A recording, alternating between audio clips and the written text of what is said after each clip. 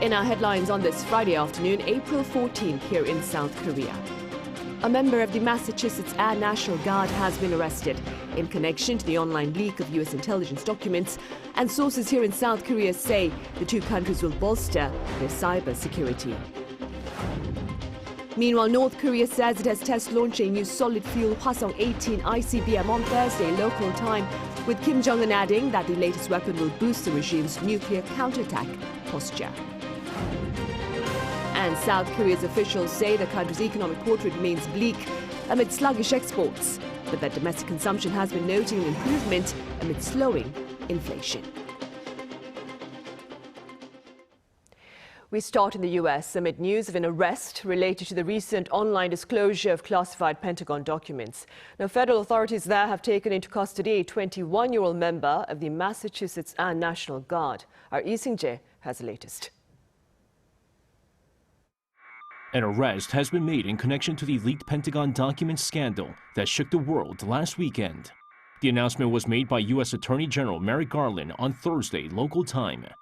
Today, the Justice Department arrested Jack Douglas Teixeira in connection with an investigation into alleged unauthorized removal, retention, and transmission of classified national defense information. According to the Attorney General, the suspect is a 21-year-old U.S. Air National Guardsman from Massachusetts. Having joined the Guard in 2019, the suspect is a member of the 102nd Intelligence Wing of the Massachusetts Air National Guard as a cyber transport systems journeyman. He was in charge of keeping the internet working at air bases. According to officials, the 21-year-old is believed to be the leader of an online chat group where hundreds of photographs of both secret and top-secret documents were first uploaded. Calling itself the Thug Shaker Central, the group consists of 20 to 30 young men and teenagers with a fascination for guns, military gear, and video games. Teixeira will likely face charges under the Espionage Act, with each charge carrying a prison term of up to 10 years. And with prosecutors likely to treat each leaked document as a separate count in his indictment, he could face a very long jail sentence. Teixeira is set to appear at a Boston federal court on Friday to face charges related to the incident. Meanwhile, the Pentagon documents leak has led to tighter restrictions on who gets access to some of the U.S. military's top secrets. CNN reported that some U.S. officials who used to receive briefing materials on a daily basis have stopped receiving them in recent days. However, a senior defense official added that the restrictions may be temporary. Lee Sing-jae, Arirang News. And in related news, government sources here have reaffirmed the safety of the Yongsan presidential office against spying and rejected speculation about broader security breaches. Our senior top office correspondent Oh Soo-young reports. South Korea aims to build stronger trust with the United States in information sharing and cybersecurity, as U.S. federal investigators probe the leak of classified Pentagon documents. Addressing the confidential conversations from Seoul's top security circle that were reportedly included in the documents, the South Korean president's office has maintained that many of the details reported in the media appear to have been altered. The office has also downplayed concerns of whether the U.S. has been eavesdropping on the country's National Security Office. A high-ranking government official told reporters on Friday that the contents published in relation to South Korea cannot be verified at this stage, but to his knowledge, most of the details do not match the facts. He emphasized that Washington is still investigating the matter. Regarding concerns that Seoul's top office had been compromised, he reiterated that Seoul has no reason to believe the U.S. had been wiretapping the country or carrying out malicious activities. Less than 2 weeks ahead of the summit between Presidents Yoon and Joe Biden, the official stressed the need to uphold the strength of the bilateral alliance, implying that misunderstandings and domestic criticism could cause damage to their solidarity. On that note, he said Yoon and Biden are expected to strengthen information sharing between the two sides. The summit, he said, is expected to produce a separate document on cybersecurity that lays out measures to reaffirm mutual trust based on the production and use of reliable information. Through close cooperation, the official noted that Seoul and Washington are already tracking North Korea's online money laundering activities through various cyber technologies and investigative techniques. He added that the preparation of the cybersecurity document had been a long time coming and is unrelated to the ongoing Pentagon leak case. 오수영, Arirang News. In other news, there has been a grave confirmation by North Korea. Its state media says the regime test-fired a new solid-fuel Hwasong-18 intercontinental ballistic missile early Thursday morning local time amid the presence of Kim Jong-un and his family. Our Han Sung-woo has details. North Korea on Thursday test-launched for the first time its new Hwasong-18 intercontinental ballistic missile that uses solid fuel. That's according to the North state media, which reported on Friday that the missile will be used to carry out the serious duty of war deterrence. It said the aim of the launch was to confirm the performance of the high-thrust solid-fuel engines for multi-stage missiles and the reliability of stage-separating technology, as well as various functional control systems. The Korean Central News Agency also reported that the regime limited the maximum speed of the missile through a time delay separation start method, adding that while the first stage flight was standard, the second and third stages were set to high-angle trajectory mode. The test launch reportedly verified that the new weapon's parameters accurately met all design specifications. Present with members of his family at the launch was regime leader Kim Jong-un, who, according to the KCNA, said the new ICBM will greatly enhance the effectiveness of the North's nuclear counterattack posture. Kim also warned that the North will continue responding aggressively to its enemies and leave them shaking in anxiety and fear. On Thursday, South Korea's Joint Chiefs of Staff said the North had fired a missile of intermediate range or longer from near Pyongyang. It added the missile was launched at a higher angle than normal and flew about 1,000 kilometers before landing in the East Sea. Han Sung-woo, Arirang News. And the international community, including the United Nations and NATO, has denounced North Korea's latest ICBM launch. UN Secretary General Antonio Guterres also called on North Korea to abide by its obligations under the UN Security Council resolutions. In a statement shared by his spokesperson, Guterres further urged the regime to reopen communication channels and to resume dialogue towards sustainable peace on the Korean peninsula. Meanwhile, NATO, in a statement to Voice of America, claimed North Korea should surrender its, quote, unlawful nuclear and ballistic missile programs and seek diplomacy. NATO also underscored its solidarity with South Korea and other regional partners. Seoul's Unification Ministry has shared its latest white paper on this Friday, adding hopes that the paper will raise public understanding of the government's inter-Korean policy direction. This year's edition of the annual paper outlines plans to promote human rights in North Korea, as well as broader peace on the peninsula under the Yoon administration's audacious initiative. Worth noting in this recent publication is the phrase North Korea's denuclearization instead of the phrase Korean Peninsula's denuclearization.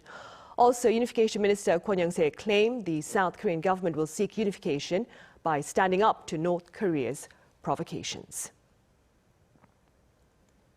Meanwhile, the Yoon administration's compensation proposal for Korea's victims of Japan's wartime forced labor has been noting some tangible progress. Many of the 15 victims appear to have accepted the proposal of being compensated through funds procured here at home. Our Choi Min-jung explains. The South Korean government has begun handing out compensation to Korean victims of Japan's wartime forced labor, a month after it revealed plans to compensate the victims through a third party. 2 have already received the compensation, 8 more will do so Friday. As of Friday, April 14th, the government will have paid compensation and delayed interest to 10 families of the bereaved victims who expressed their willingness to accept the compensation. As the official said, 10 out of a total 15 victims are receiving up to 200 to 280 million won, roughly about 150,000 to 210,000 US dollars. The official stressed that the families of the 10 victims have expressed strong hope that the issue of Japan's forced labor will be resolved as soon as possible. The remaining 5 victims have refused to receive the compensation and have been protesting strongly against the government's plan, saying this issue cannot be resolved without sincere apologies and participation from the Japanese companies. In early March, the South Korean government announced a plan to compensate the victims through domestic funds procured through a public foundation. This plan contradicts the 2018 ruling when South Korea's Supreme Court ordered two Japanese companies, Mitsubishi Heavy Industries and Nippon Steel, to compensate the Koreans they subjected to forced labor. These companies have refused to comply. The South Korean government says it will continue making efforts to meet each and every victim and find a way forward. Choi Min-dong, Arirang News.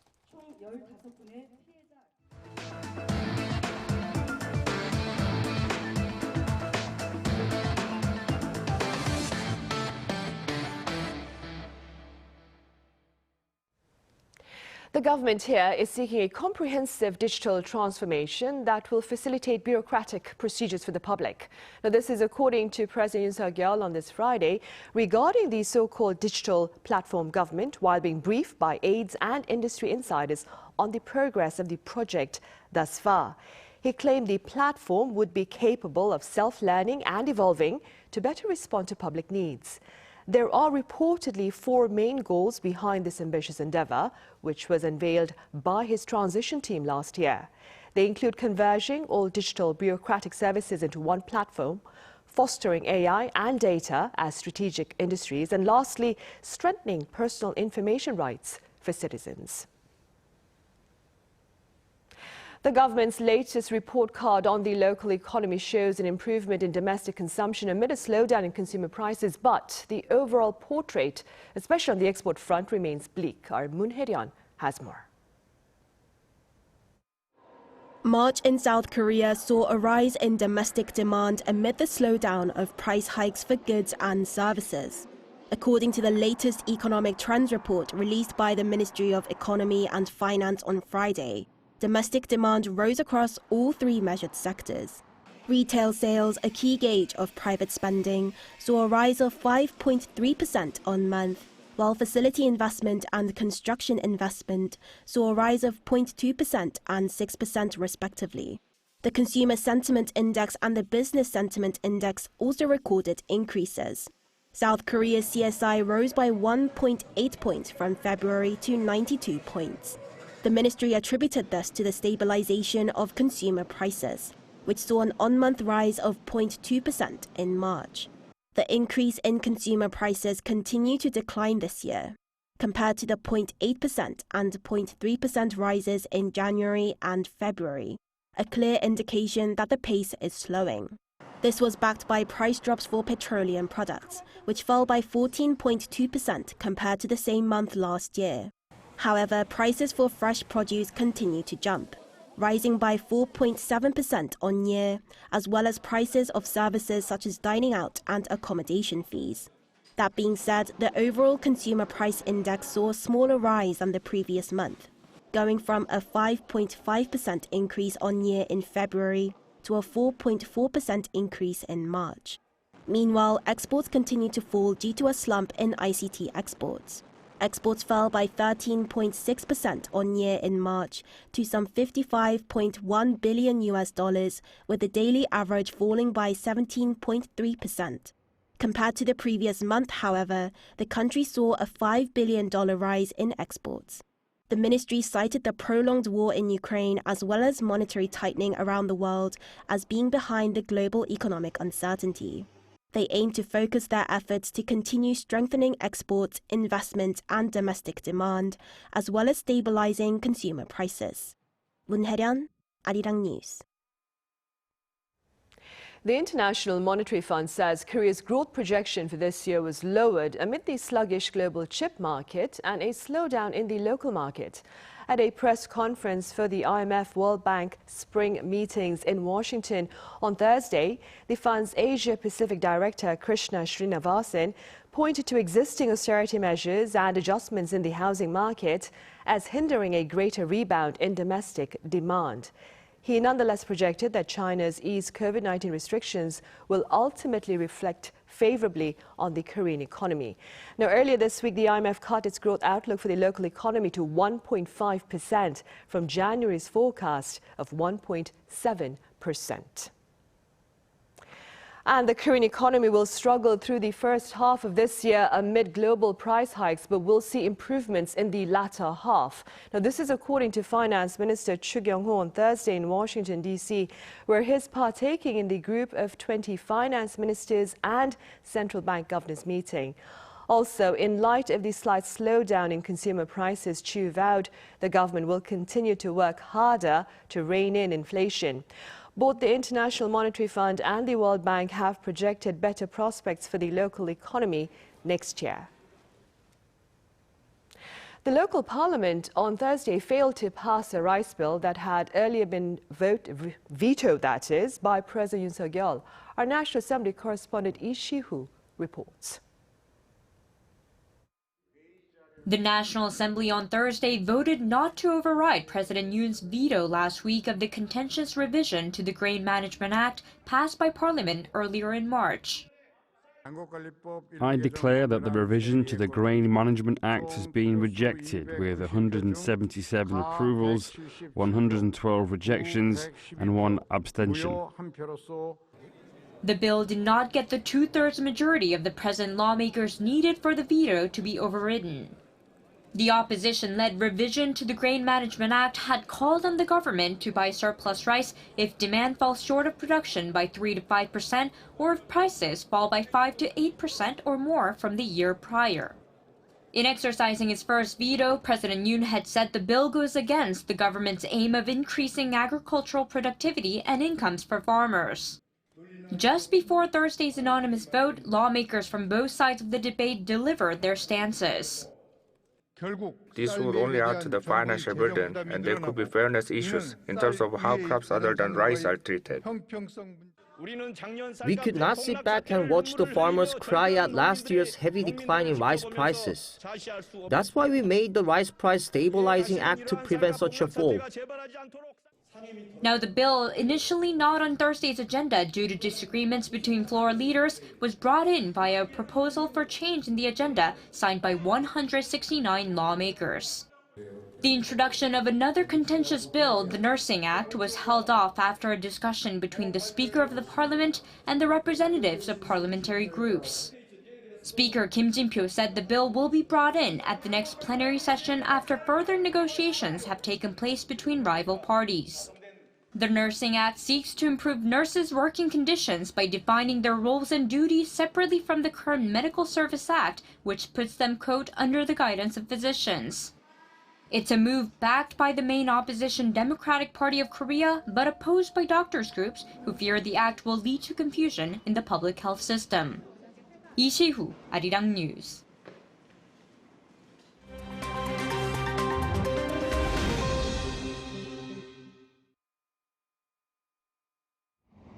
Let's take a look at what's going on in the world now. In Norway, 15 Russian embassy officials are being expelled over allegations of espionage. Norway's foreign ministry said on Thursday that the diplomats were intelligence officers using their embassy positions as cover. Details of their activities have not been made public, but the ministry alleged that these activities were not in line with their diplomatic status. The expelled officials have been told to leave shortly. Russia's embassy in Norway has declared the move an extremely unfriendly step and has promised retaliation. The expulsions come 1 year after Norway expelled 3 other Russian diplomats on similar allegations. Another person suspected of using a false identity and working for Russian intelligence was also arrested last year. Turning over to Ghana, which has become the world's first country to approve a vaccine against malaria. Called R21, the vaccine developed at Oxford University has been described as a world changer in the fight against the disease. Ghana's Food and Drugs Authority gave the green light for the vaccine to be used on children aged 5 to 36 months. Malaria kills about 620,000 people per year, mostly children in Africa. The new vaccine is 77% effective and provides protection for 2 years. It requires 3 initial doses and a booster shot 1 year later. It's unknown when the vaccine will be officially distributed, as securing international funding requires the vaccine to be approved by the World Health Organization. Legendary British designer Dame Mary Quant has died at the age of 93. According to her family on Thursday, she died peacefully at her home. Quant was a leading fashion figure in the swinging 60s and is credited with making the miniskirt popular. Quant's approach to fashion was to put the spotlight on the youth. Her designs were simple and made use of bright colors.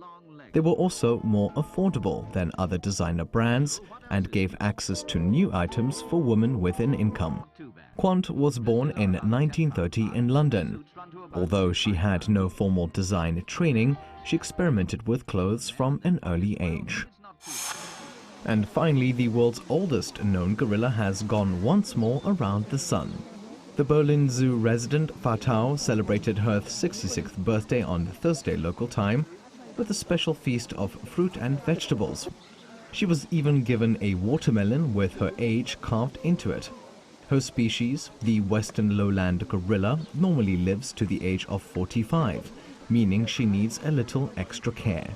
She is usually fed softened vegetables to avoid the sugar in fruits. However, Fatau's official age is actually unknown. When she arrived at the zoo in 1959, she was estimated to be 2 years old.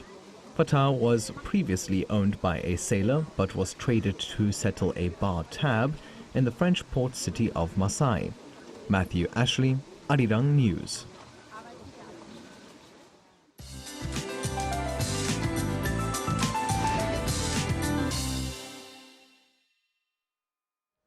Good afternoon. Season's worst dust level is finally weakening with rain. Southern provinces are already having much improved air quality, but still, most of the central parts of the country are covered with a layer of dust, so please check the dust level before taking off a face mask when heading out. In terms of rain, clouds have been dropping rain on Jeju, which will gradually spread to the rest of the country and will continue to rain down mostly in southern parts of the country until Saturday. Mountainous regions on Jeju could see more than 120 millimeters of rainfall along with thunder and lightning, with a preliminary rain advisory issued there.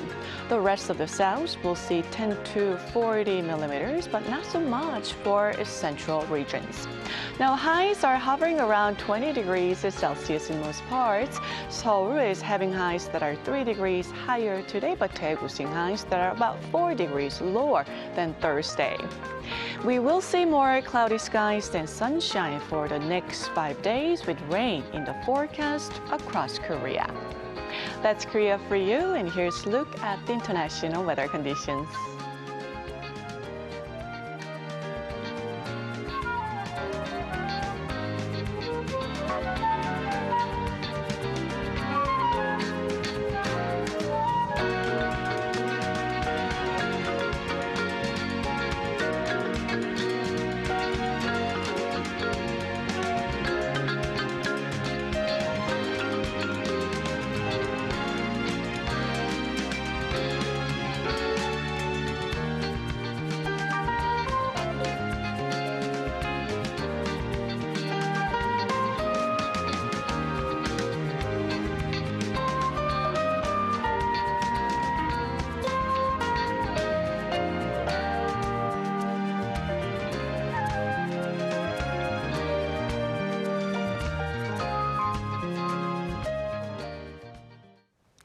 And those are the headlines at this hour, but do stay with us for our panel session coming up right after this break. Thank you for now.